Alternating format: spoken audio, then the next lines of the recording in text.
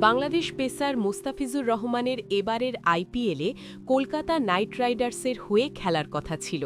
তবে ৩ জানুয়ারি ভারতীয় cricket board বিসিসিআই-এর নির্দেশে মুস্তাফিজকে দল থেকে বাদ দিয়েছে কেকেআর। উগ্রপন্থীদের দাবির মুখে ভারতীয় বোর্ডের এমন সিদ্ধান্তের পর বাংলাদেশে ব্যাপক প্রতিক্রিয়া হয়েছে, যা টি-20 বিশ্বকাপ ও আইসিসি পর্যন্ত গড়িয়েছে। পুরো ঘটনায় এখনো পর্যন্ত কি হলো তা থাকছে এই প্রতিবেদনে।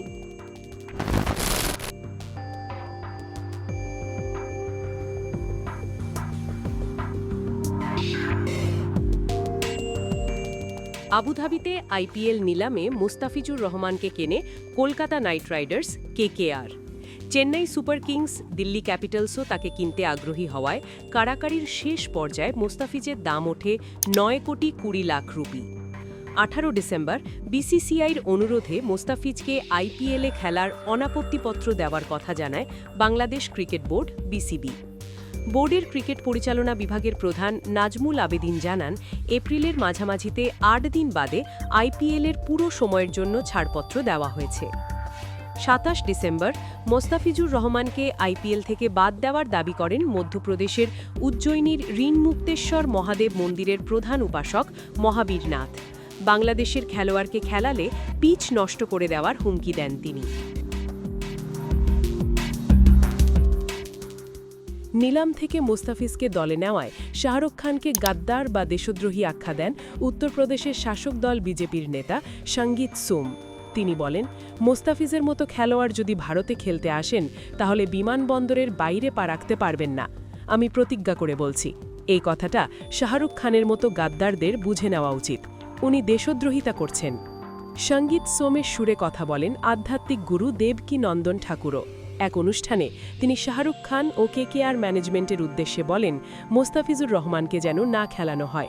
তবে তার এই মন্তব্যের সমালোচনা করেন উত্তরপ্রদেশ বিধানসভার বিরোধী নেতা মাতা প্রসাদ পাণ্ডে ও কংগ্রেস নেতা সুরেন্দ্র রাজপুত। সাবেক পররাষ্ট্র প্রতিমন্ত্রী, কংগ্রেস নেতা ও লোকসভার সদস্য শশী থারুর বলেন, আমি সত্যিই মনে করি না যে ক্রিকেটকে বাংলাদেশে সংখ্যালঘুদের ওপর হামলার ভার বহন করতে দেওয়া উচিত। আমার দৃষ্টিভঙ্গি স্পষ্ট, আমাদের উচিত কিছু ক্ষেত্রকে অন্য ক্ষেত্র থেকে আলাদা রাখার চেষ্টা করা।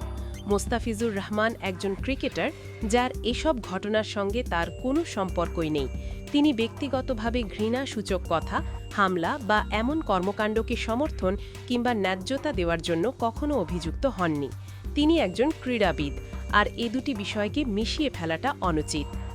ভারতীয় উগ্রবাদী গোষ্ঠীর হুমকির মুখে মুস্তাফিজুর রহমানকে স্কোয়াড থেকে ছেড়ে দেওয়ার জন্য কলকাতা নাইট রাইডার্সকে নির্দেশ দেয় ভারতের ক্রিকেট বোর্ড বিসিসিআই। গুয়াহাটিতে বিসিসিআই-এর সচিব দেবজিৎ সাইকিয়া ভারতের বার্তা সংস্থা এএনআই-কে বলেন, সাম্প্রতিক ঘটনার কারণে বিসিসিআই কেকেআর ফ্র্যাঞ্চাইজিকে তাদের দলে থাকা বাংলাদেশের খেলোয়াড় মুস্তাফিজুর রহমানকে ছেড়ে দেওয়ার নির্দেশ দিয়েছে।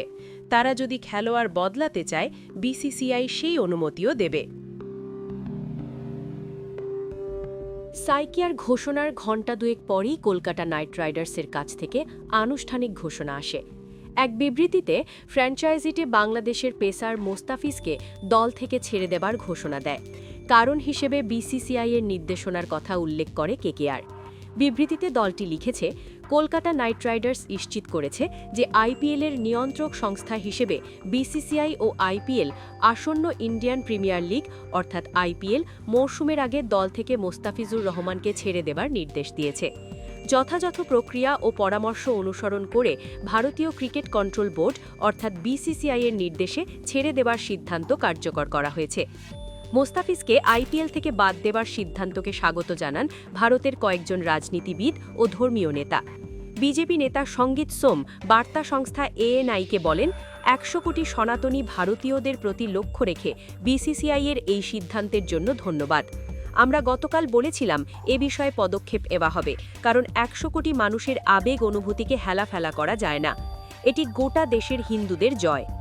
উত্তরপ্রদেশের মন্ত্রী ও বিজেপি নেতা নরেন্দ্র কাশ্যপ বলেন, আমরা বিসিসিআই-এর সিদ্ধান্তকে স্বাগত জানাই, কারণ তারা দেশের আবেগ অনুভূতি বুঝেছেন এবং বাংলাদেশি খেলোয়াড়টিকে সরিয়ে দিয়েছেন, যেহেতু বাংলাদেশি হিন্দুদের ওপর অত্যাচার চলছে।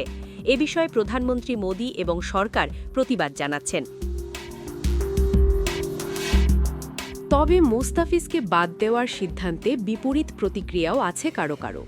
তাদের একজন কংগ্রেস নেতা শশী থারুর পুরনো একটি ভিডিও শেয়ার করে তিনি ক্যাপশনে একটি প্রশ্ন তুলেছেন, এই বিষয়ে আমার মতামত আবার স্মরণ করিয়ে দিচ্ছি, বিশেষ করে এখন যখন বিসিসিআই নিন্দনীয়ভাবে মোস্তাফিজুর রহমানকে বাদ দেওয়ার সিদ্ধান্ত নিয়েছে। সংশ্লিষ্ট বাংলাদেশি খেলোয়াড়টি যদি লিটন দাস বা সৌম্য সরকার হতেন তাহলে কি হতো? এখানে আমরা আসলে কাকে শাস্তি দিচ্ছি? একটি দেশকে, একজন ব্যক্তিকে, নাকি তার ধর্মকে? খেলাধুলাকে এভাবে নির্বিচার রাজনৈতিক রঙে রাঙানো আমাদের শেষ পর্যন্ত কোথায় নিয়ে যাবে? মোস্তাফিজুর রহমানকে বাদ দেওয়ার পর আসন্ন টি-20 বিশ্বকাপে বাংলাদেশ দলের ভারত সফর ঝুঁকিপূর্ণ বলে মন্তব্য করেন জাতীয় ফুটবল দলের সাবেক অধিনায়ক ও দেশের শীর্ষ রাজনৈতিক দল বিএনপির ক্রীড়া বিষয়ক সম্পাদক আমিনুল হক। নিরাপত্তা নিয়ে শঙ্কা প্রকাশ করে আমিনুল গণমাধ্যমকে বলেন, সামনের টি-20 বিশ্বকাপ, মোস্তাফিজ ইস্যুতে যা হলো, এরপর আমাদের ক্রিকেটাররা ভারতে গিয়ে খেললে বড় একটা শঙ্কার জায়গা থেকে যাবে। মোস্তাফিজুর রহমানকে আইপিএল থেকে বাদ দেওয়ার নিন্দা ও প্রতিবাদ জানান যুব ও ক্রীড়া উপদেষ্টা আসিফ নজরুল। নিজের ভেরিফাইড ফেসবুক পেজে আসিফ নজরুল লিখেছেন, ক্রীড়া মন্ত্রণালয়ের দায়িত্বপ্রাপ্ত মন্ত্রী হিসেবে আমি ক্রিকেট কন্ট্রোল বোর্ডকে বা বাংলাদেশ ক্রিকেট বোর্ডকে বলেছি যে তারা যেন আইসিসির কাছে পুরো বিষয়টি ব্যাখ্যা করে লিখে।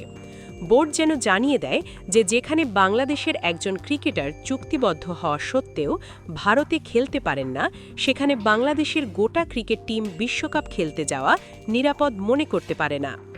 বোর্ডকে বাংলাদেশের বিশ্বকাপ খেলাগুলো শ্রীলঙ্কায় করার অনুরোধ জানানোর নির্দেশনাও আমি দিয়েছি। এছাড়া তথ্য ও সম্প্রচার উপদেষ্টাকে বাংলাদেশে আইপিএল খেলার সম্প্রচারও বন্ধ করে দেওয়ার অনুরোধের কথাও জানান তিনি।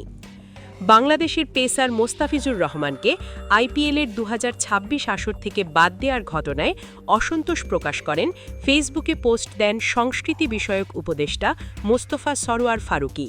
তিনি ভারতীয় ক্রিকেট বোর্ড বিসিসিআই এর সিদ্ধান্তটিকে নক্কারজনক বলে অভিহিত করেন।